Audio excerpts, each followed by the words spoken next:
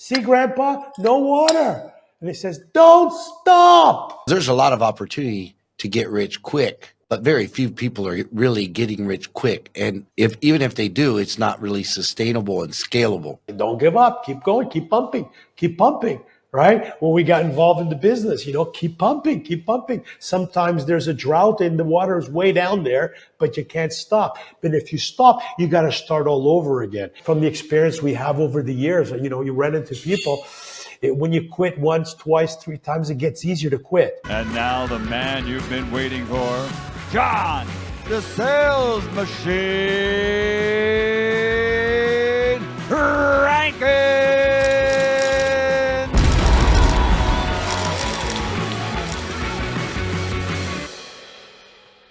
Ladies and gentlemen, it's time to get fired up. My next guest is a legend. And when we talk about legend, I mean he's single-handedly spearheaded opening 12 different countries around the world doing direct sales, what a lot of people refer to as guerrilla marketing. And as far as being a legend, this guy has trained tens of thousands of people all over the world, in the United States, Japan, Spain, Portugal, Brazil, Chile, Argentina, Venezuela, Ecuador, Peru, Uruguay, Bolivia, Nigeria, and ultimately the list goes on, because the people that he trained in those industries or those different countries around the world went on to expand their organizations to many more countries. He sold different products in different industries for the last 40 years. He became a pilot. He loved flying so much, he decided to buy his own jets, and he currently rents some of them out to like the biggest football clubs in Europe. And not only that, he still maintains an organization of 1,200 full-time independent distributors that distribute his stuff throughout Europe. But the way he does it is by providing opportunity for people to go from ordinary to extraordinary with his systems that's backed by the BF Grupo Group, currently in Spain and in Portugal. Ladies and gentlemen, let's welcome him to the show. He's a mentor of mine. He leads by example, and he is the real deal. Ladies and gentlemen, Jorge Fonseca. Wow. That is very kind. I'm just thinking, that's really what I've done. Wow. It's been exciting. It's fun. How are you? Doing great, man. And definitely want to get a copy of your book, The Entrepreneurial System That Never Fails. Ladies and gentlemen, he's just put out a book, and I'm sure it's going to be a bestseller because, like I said, his systems, they never fail. I actually used the same psychology and methodology building my organization originally, and George ultimately was the guy that was the catalyst for me even joining the business, because I'm one of the downline from George's generations of training people all over the world globally. So I'm grateful, George, and forever indebted as far as getting an opportunity that was pure. And we talked earlier today about, going from ordinary to extraordinary, and that companies don't really provide people with real opportunity anymore. They call them employees, and they treat them like employees as well. So in building your career and your organization globally, why don't you tell us a little bit about your experience and your journey and how you evolved the opportunity for others? Well, thank you for your words. And first of all, how's Vanessa and Sky? They're amazing. Sky just got his yellow belt, his high yellow belt. And Vanessa's, she's put on this entire podcast thing for me. She helps run it and supports me in everything I do. And she's even helped arrange a Christmas party for our team tonight. Wow. Well, I mean, she's great. She's amazing. And you guys look so happy together. And Sky, I think he's going to be a pilot too. I mean, he's already got the name for it, and he loves to fly, and I miss him. Big hug and kisses from me, okay? And looking forward to seeing you here in Portugal very soon. Yeah, look forward to coming. Okay. So besides that, when I graduated from high school and I was all set to go to university because my parents immigrated from Portugal when I was 7. My dad immigrated when I was 7. I didn't see my dad again for another 3 years. So he went to Canada by himself with some cash in his pocket and worked 2 or 3 jobs for 3 years, made enough money to, send for myself, my brother, and my mom. And we arrived in Canada. I was 10 years old. 3 years from not playing soccer with your dad. It's a lot of people would not, have the courage to do that, and he did. And throughout high school, to them was, go to university, get a degree, because the companies they worked for, the people that had the degrees were the bosses. They were the bosses. So you know what? You got to be a boss. You got to go to university and not be a laborer. So when I graduated from high school, I was all set and registered to go to university. But, immigrant family, we always work. We help out the family. And I got I saw an ad in the paper, sports minded, make money while you're learning. And I said, well, I love sports. Let's check this out, for the summer before I go to university. And that's where I got involved in this company that, that we all started and worked with. And they taught you a system. They taught you a system. And, but more important than taught you a system, they said, if you learn it, you teach it, you learn it, you do it, and then you teach it to others, you can be, managing or running your own business.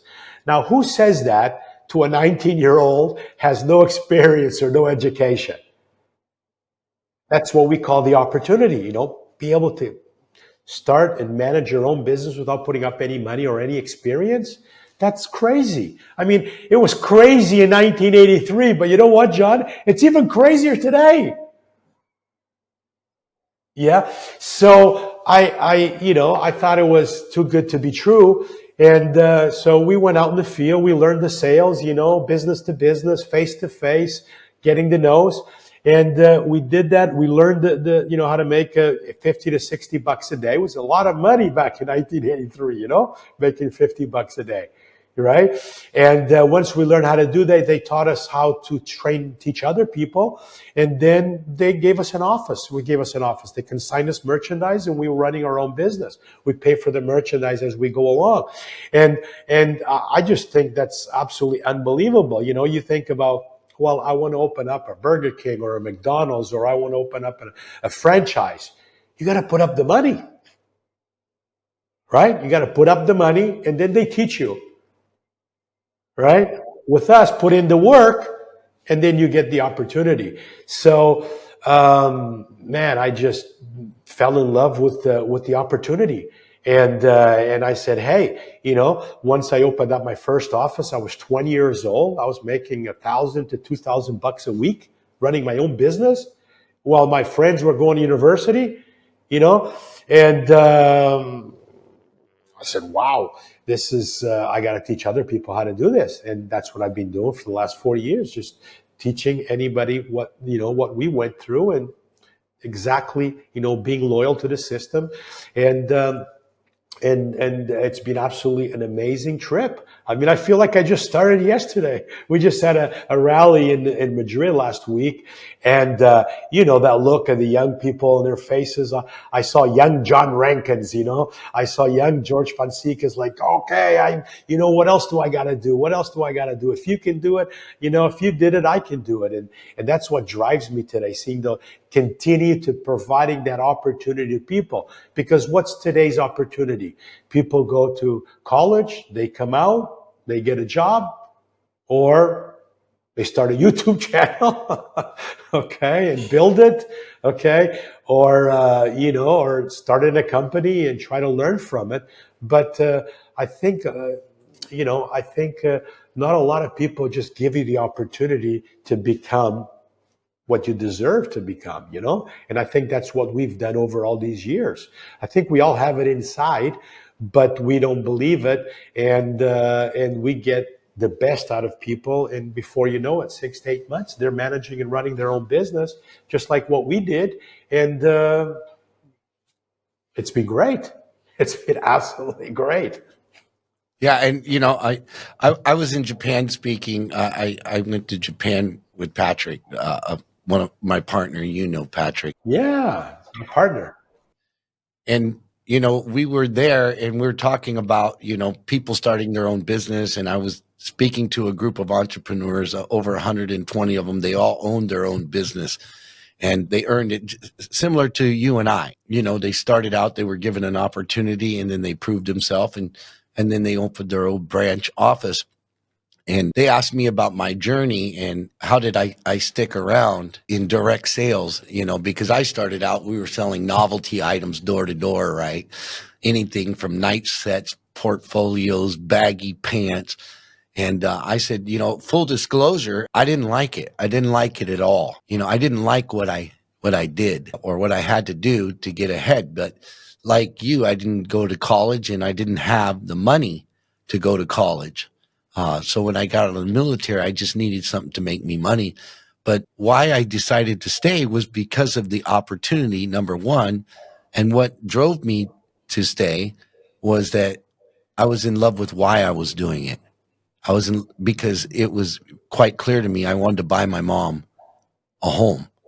And to me, nothing was more important in my life than taking care of my mother. So eventually I fell in love with doing it when I saw the difference in people's lives that it could make. Like you said, when you're at your rally and you see the stars in the eyes of those young people who potentially don't have that opportunity and haven't been given or grown up with the opportunity to go to college. Because just like you said, you have to invest in a business, invest in a franchise.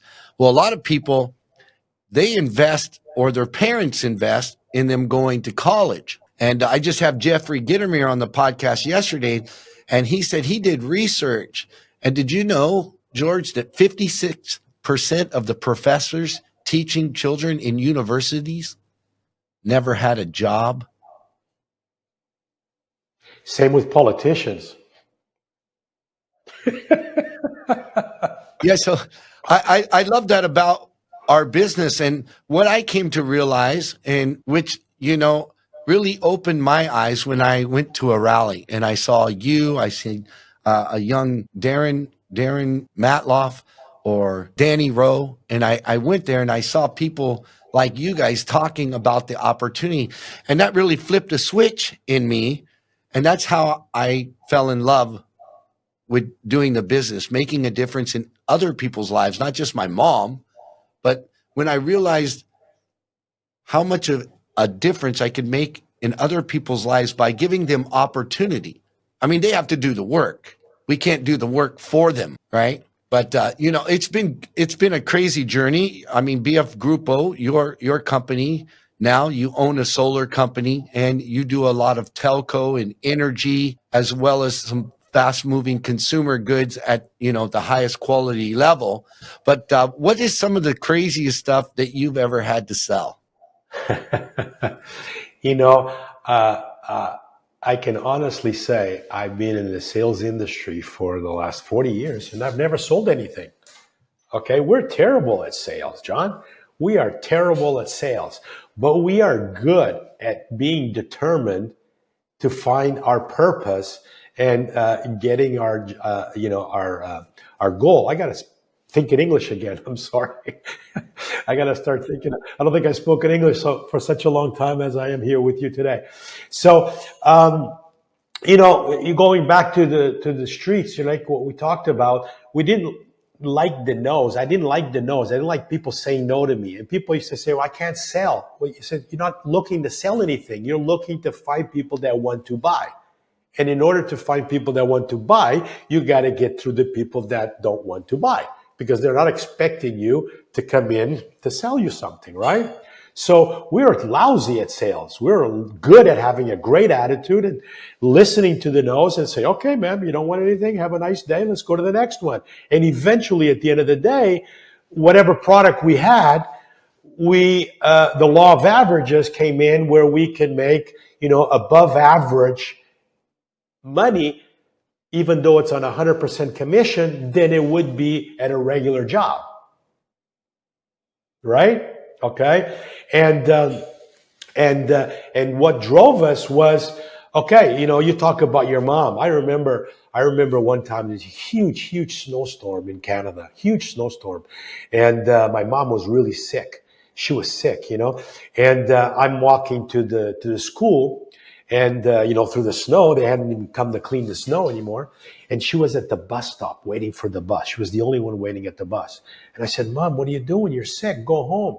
No, I can't. If I don't go to work, somebody else will take that job. And I'm a laborer and I don't have any studies and I can't lose that job. But you're sick, Mom. Go home. No, I'm going to work. And she went to work. So when you say that you go out in the field and you get those no's and you don't like what you're doing, you say to yourself, wait a minute. You can spend 30 years, 40 years of your life doing something you like, but you're not getting any of the results you deserve. How many people are happy working, till they retire, working at a company or a bank or a business or secretary or as a lawyer or whatever, but they don't like what they do. They like what they do, but they're not getting the results that they should be getting? You know what I mean? And that's what I saw. I said, you know what? If I learn how to do this, I can provide, like for my mom, just like you wanted to provide for my mom. And I can buy a house and we can have a different kind of a lifestyle. And so when I looked at our product was just the means to get to where we wanted to go. And, it was just a tool. So, I remember one time all we had was socks. Okay. Socks, a dozen socks for $12.99. Okay. Our pitch was, hi, how you doing? How's your socks life? And people would laugh. What do you mean by sex life? I didn't say sex life. I said socks life. Okay. And that was our icebreaker. And that's how people laughed at you. And then, they'd say no, or they'd take a dozen socks, right? So, but it was like, why are we selling socks? It was not the product. It's, if whatever product you take out, if you talk to enough people and it's worth our while, you're going to make the money and you're going to grow, right? Now, if you're only making 10 cents a pair of socks and you're selling, 30 dozen a day, you're not going to make any money. But we always make the product work that, our 6 to 8 hours in the field made it worthwhile to make a good living, right? And then go to the next step, because the next step was the important one, teaching people, right? So I'm working the territory and we're doing the sock business. And about 2 weeks later, I run into this was in Toronto. I ran into this guy and I see this hand on my shoulder. And I look back, see, tall guy, cowboy boots, big hat. And I'm looking up to him, saying, hey, are you the guy selling those socks? I'm like, depends. And he looks at me and he takes off his boot. Give me another dozen. These shrink when I wash them. I thought he was going to kill me. And I said, well, you got to wash them, I don't know, hot water, cold water or something. I don't know what to do. But it was so funny because, at the end of the day, we always had good products at a great price, right? It was good. Yeah, and when you say you really didn't have to sell, you're just looking for the buyers. But ultimately, so for me, obviously, it's maintaining a great attitude and you're really selling your attitude, right? Because if you lose your attitude along the way, you're not going to make any money, right? Yeah, but what makes you keep a good attitude? We changed over the years. What's your goal? To me, it was that house for myself and my family. So that's what made the attitude be there. A lot of people don't have, they don't have, what do you call them, goalposts, can you imagine a soccer game with no nets? There's no nets. So, you're running all over the place. You get to the other, hey, where's the goalposts? There's no goalposts. Okay. So why keep a good attitude? You can keep a great attitude, but you got no goalposts. But if you have the goalposts, say, hey, that's what you're fighting for. And most people go through life without the goalposts. And I think that's what they taught us. They said, this is what you can do. This is the game you can win at, and this is what you got to do. And that's what kept us with a good attitude, and why people lose their attitude and they can't handle most of the areas where it's sales or commission oriented, or there's a bigger return on your effort, is because they don't see the goalposts. They don't see the future. They don't think they can get there. And I think that's what's happened with us. We saw the goalposts and they made us believe we can get there. And we can score and we can win. And that's what keeps your attitude going, and that's what we try to teach all our people these days, if you don't have the goalposts, what's your hot button? What are you here for? What is the one thing that if you knew you could make it, what would it be? Right? And that's what we learned, right? Absolutely. So what kept me in the business was actually helping others get what they wanted, right? Taking ordinary people and giving them opportunity. But that came after you learned the business, right? That came after you learned the business and understood the power behind it, right? 100% after. And then I realized we're selling all the time, is my psychology and my philosophy, especially when you're recruiting, training, and retaining thousands of different people in different cultures, different backgrounds. You ultimately have to be great at providing opportunity. Like if I was saying, what am I selling? I'm selling the opportunity for you to go from A to Z. And you can get there, and we can prove it because we have a lot of examples of people who've already done it. We're selling their potential. We're selling their potential that they don't know they have inside them, Because I didn't know I had all this potential inside me until somebody brought it out. Said, hey, you can do it. You can do it. And the fact that you can show others that you've done it is really what sets our organization apart from a lot of other organizations. Yeah, I love the fact that I always say, we're never going to ask you to do something that I haven't done. And who can say that? You see businesses, you see a lot of successful people, with their books or their business or what have you, but they've never done what they're telling people to do. It's kind of like the university professors. Exactly. Or the politicians. So you want to learn how to run a business, go to the university, and then there's going to be 56% of those professors there that never even had a job and don't own a business. Imagine you're going to learn from them, or you can learn from people who are doing it in the real world. And that's what the Sales Machine podcast is all about. Real people doing real things that are creating real results right now that people can implement. And that's why I brought you onto the Sales Machine, because what a lot of people would not know about you, besides being a pilot or within your own organization, is that in actuality, you're also a property developer. You've developed lots of projects, made multiple millions of dollars doing it as well. For me, success leaves clues, right? We all make mistakes. And I think mistakes are good, right? Like even when my son makes a mistake, I'm like, it's all good. What did you learn from it? So can you tell me about one of the biggest mistakes you've ever made in business? What did you learn from it, and how did you overcome it? I don't know if I would call them mistakes.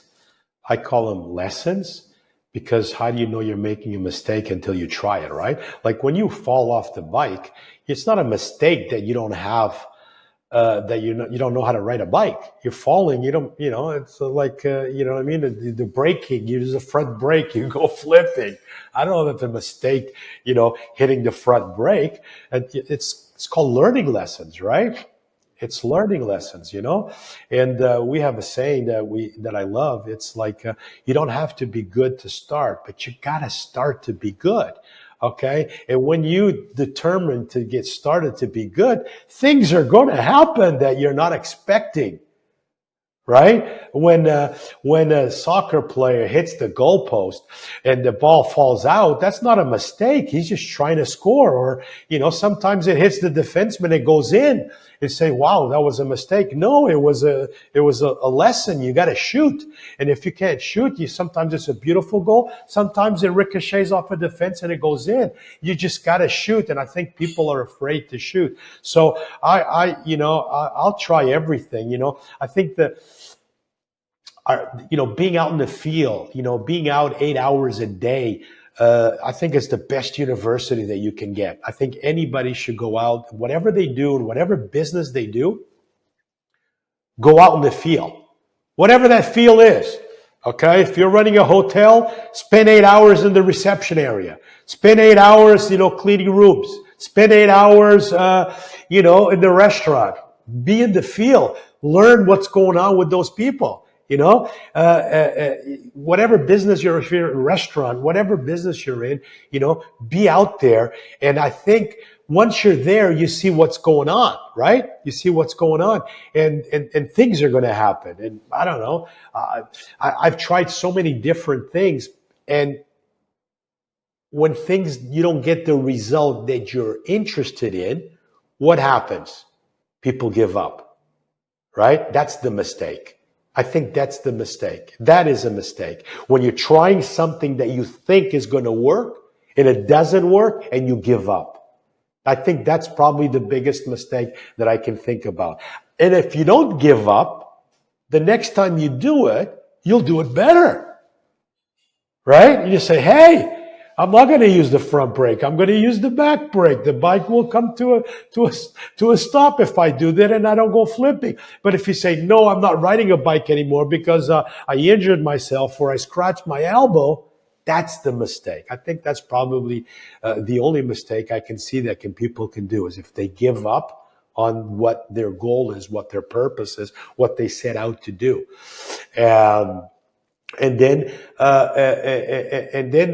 maybe that's number one. Number two is listening to people that tell you that you're crazy, that that's not going to work. I think that's number two. Hey, I'm gonna open up my own restaurant. I'm gonna start a website. I'm gonna do a podcast. I'm gonna write a book. I'm going to go to become a nurse. You're crazy. You shouldn't do that. So people telling you that you care about, people that you care about. I mean, my parents, my uncles, my aunts, my family all said, George, what are you doing selling knife sets and calculators? You should go to university. That's a lot better for you. And I said, yes, maybe it is. But in the meantime, I'm going to learn this business and see what happens, right?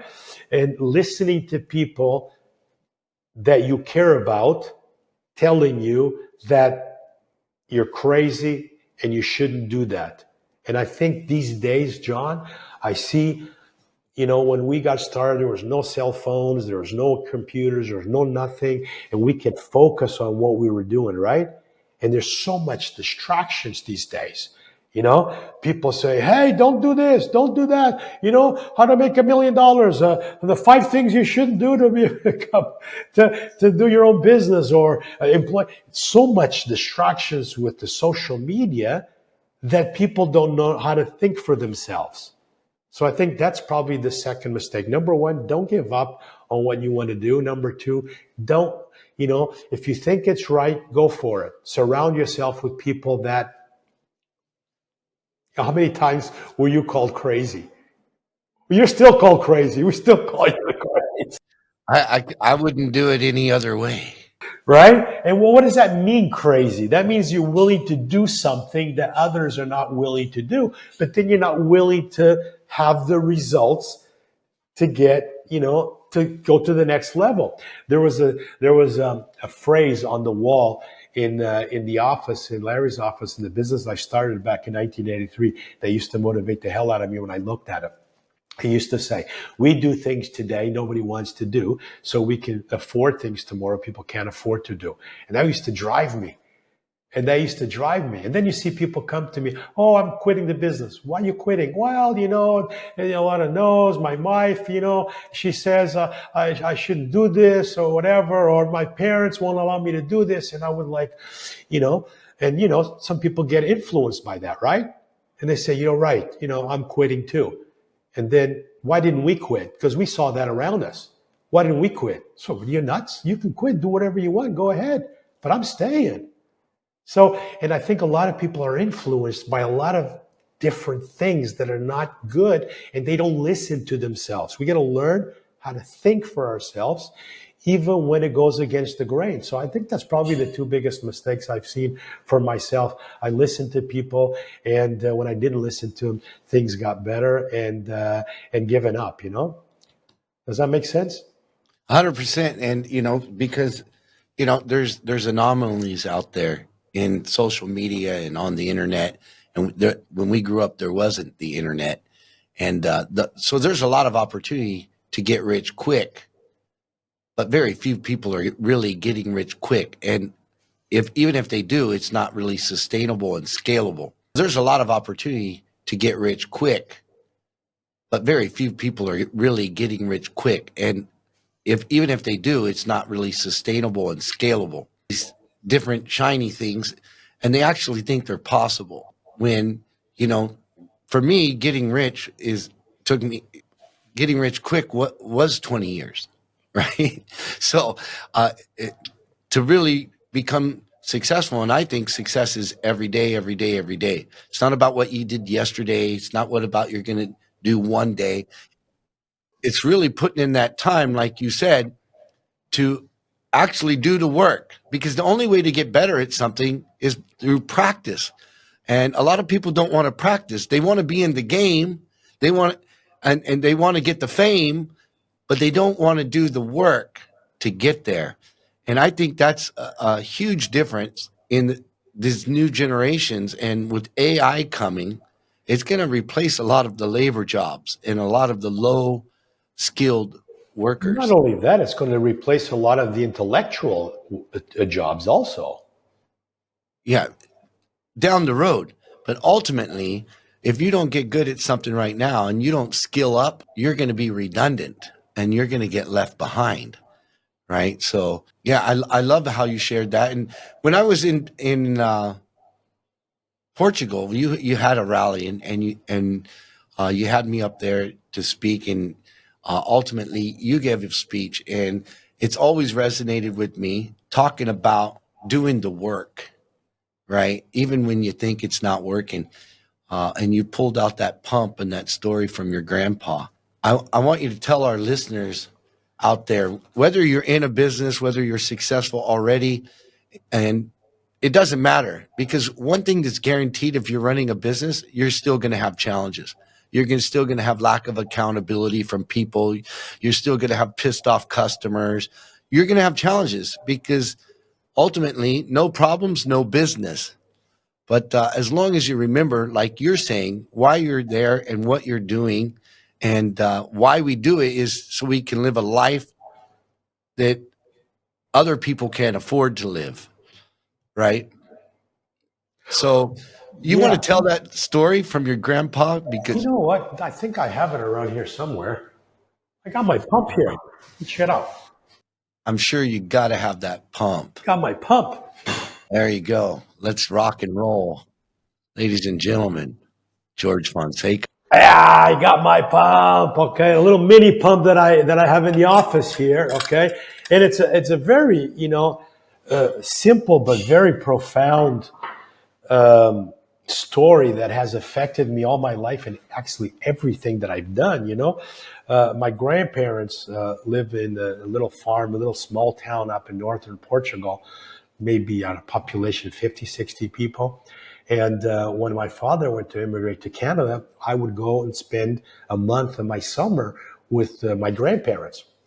Okay, and this was, in the late 70s, maybe, around 1970, 71, 72, and very rural. So there's no bathrooms, okay?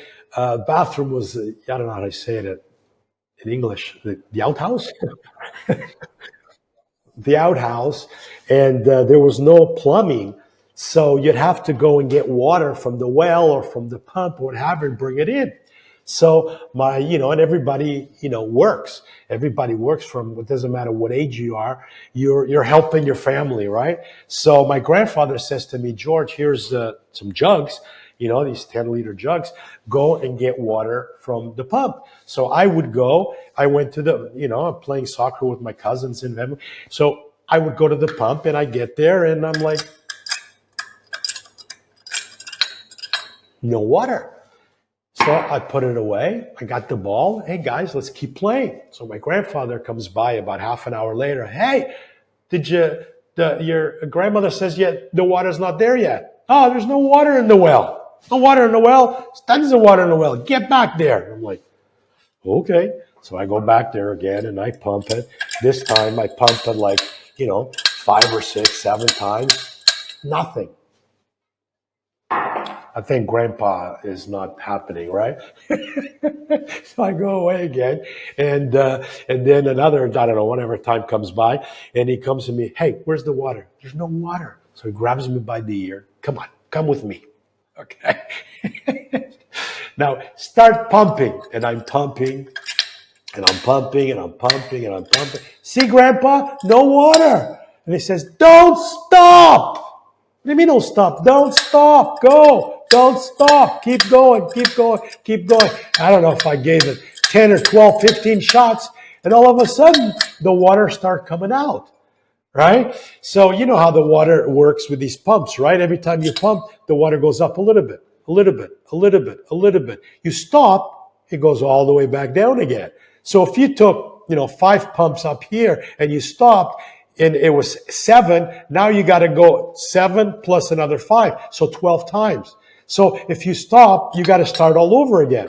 And he said to you, look, sometimes we have a lot of rain, we have a lot of water, and we pump it 2 or 3 times and the water comes out. Sometimes it's dry and we don't get a lot of rain and the water is deep down. You got to really pump it to get it up there. It takes a lot longer. So it all depends on the seasons and what's happening. And I didn't think much of it.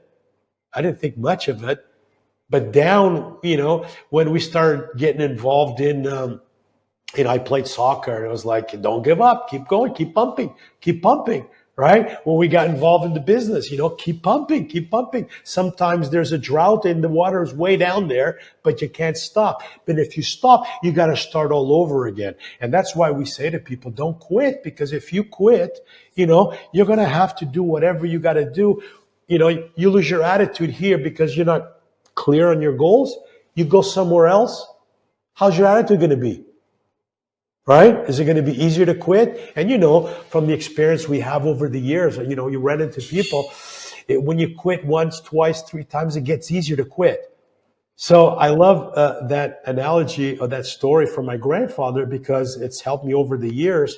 You got to keep pumping. You got to keep pumping until you get that water. It's there. And you got to believe it's there because they've given you the opportunity. They've given you the pump, So that's the story. My grandpa, Luis Fonseca. That's the psychology that I have now is all about. The fact is, if you don't learn the lesson, like you said, it's not just about mistakes. And you said, okay, the mistakes are if I quit, or the mistakes are I listen to too many people. But other than that, it's lessons, right? And it doesn't matter whatever you're doing or whoever you're doing it with. If you don't get the lesson, then it's gonna come back again. And until you learn that lesson, you'll never be able to overcome that. Otherwise, you're gonna just condition yourself to quit. Eventually, your bar or your goal is gonna be mediocrity. So a lot of their goal is just being like everybody else. 2-car garage, small little house, right? And that becomes the bar. That becomes their standard, right? Especially because they don't get the lesson. So I love how you defined it as, I don't really see it as failures. I see them as lessons. And once you get that lesson, it becomes automatic that you understand, okay, I just got to do a little bit more work or learn and do it again. It's not work, it's education, you know? I mean, I remember back in school, it wasn't easy to solve the problems that the teacher gave you. Okay, but we were forced to do the homework. And then we had an exam. Okay, we were forced. And then if we didn't get good marks, you know, you had to deal with your parents. Why didn't you get good marks? Because you didn't study. So if you didn't study, so we learned that, you know, the basics in school, like from grade 1, right? But when we get out in the real world, we stop, you know, oh, that's hard, so I'm not going to do it. Wait a minute. Wait a minute. We would never learn how to read. We never learn how to walk. We never learn how to talk. We never learn how to tie our shoes if it was easy. You know, they got Velcro now. Okay.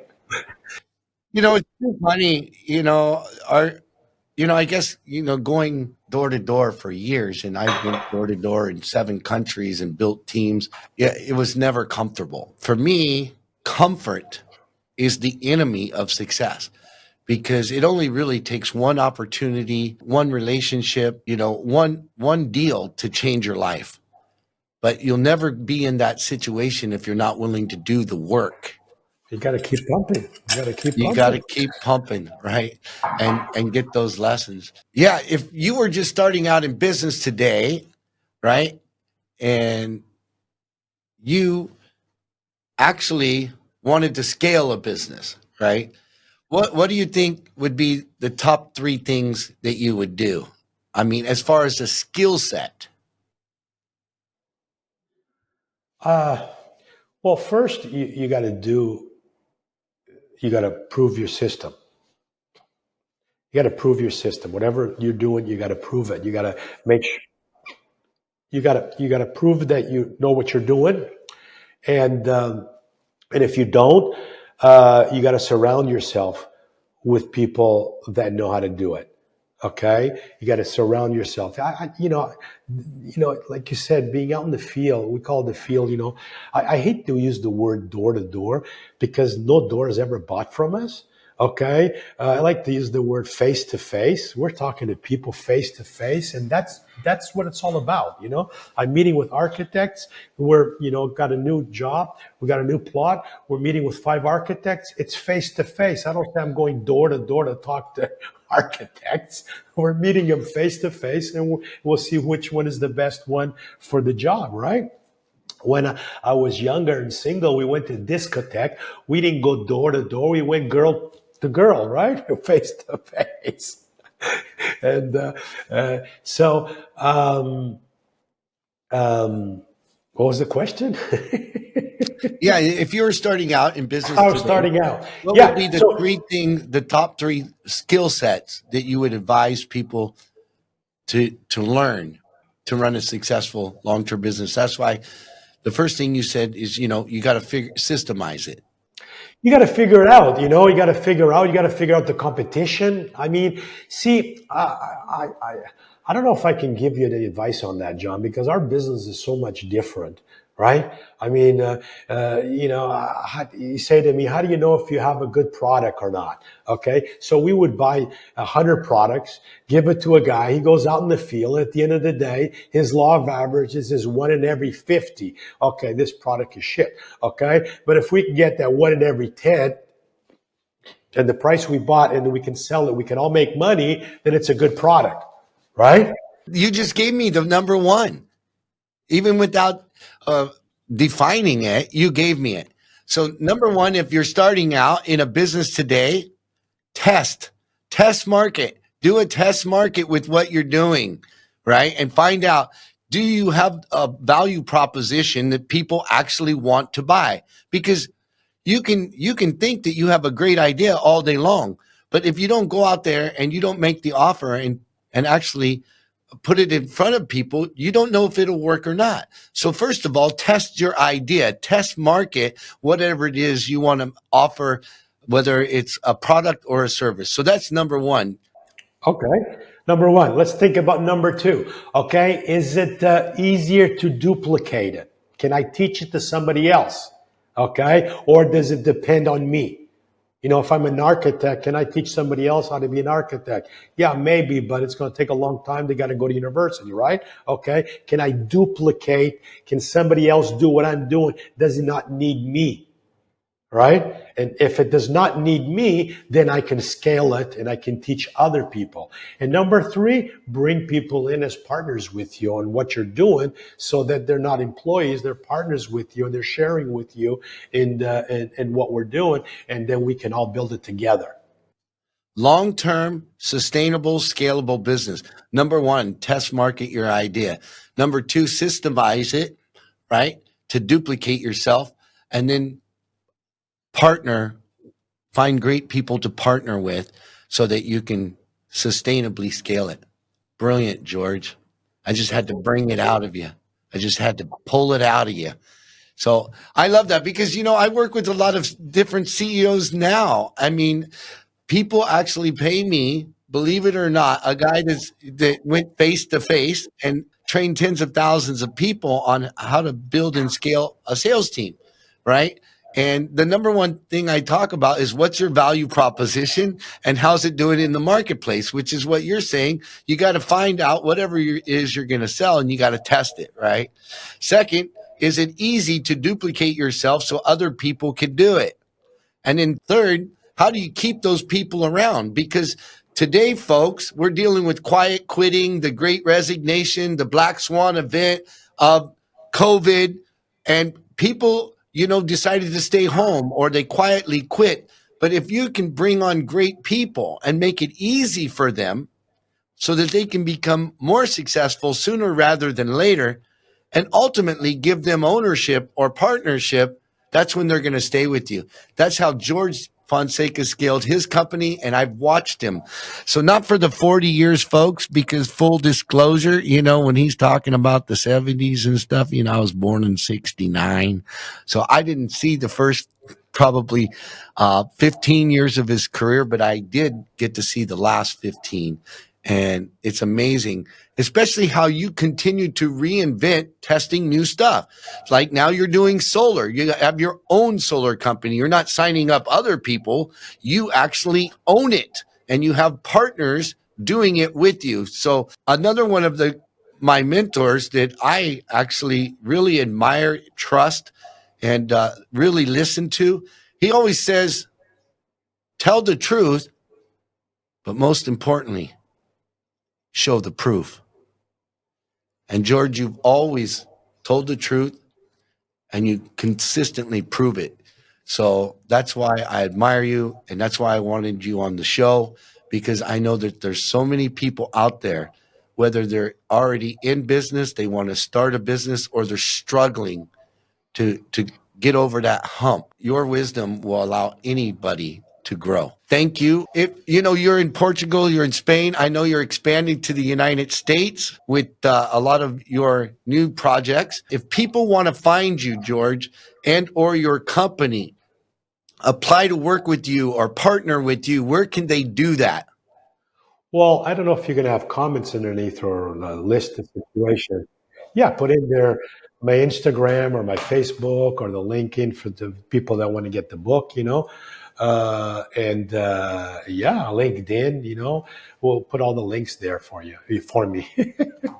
Okay, good. And they can contact you. And if they want to work with you, work with your company, they can just contact you. I don't want anybody working with me, but if anybody wants to partner with me, okay, they can partner with me. I don't have people working for me. We all partners, John. We're all partners, and we all share in the dream, and that's what it's all about, All right. Any final words, George? Yeah, I'm so proud of you and what you've done, and you and Patrick are, setting the pace, and you dealt with thousands of entrepreneurs are running their own business today because of the hard work and you not having given up, okay, and you staying true to what you've done, and that's so amazing. And I love the relationship that we have. We've stayed in touch over all these years, and at the end of the day, that's what it's all about. And I see you're so grateful, and the people you're surrounded with, and now with your new projects, wish you the best and love you tons, and big kiss to Vanessa and big sky, and can't wait to go flying with him, take him up on my plane. And that's what it's all about, It's all about, at the end of the day, we work hard, but the relationships, that's what it's all about at the end of the day, 100% love you, George. Thank you so much for being here. Thank you. Carpe diem, baby. Ladies and gentlemen, if you want to send a review about what you liked on this podcast or share it with somebody who would need it to definitely improve their business, building and scaling sales teams, do me a favor, like, share. It means a lot to me so that we can help others grow and live in abundance. That's a wrap, folks. Thanks for joining me today. And if you got value from this episode, do me a favor, like, subscribe, and refer a friend. And if you want even more value, go to thesalesmachine.com, click on resources, and there's tons of resources there to increase profits and drive performance in your business. Right on, come on.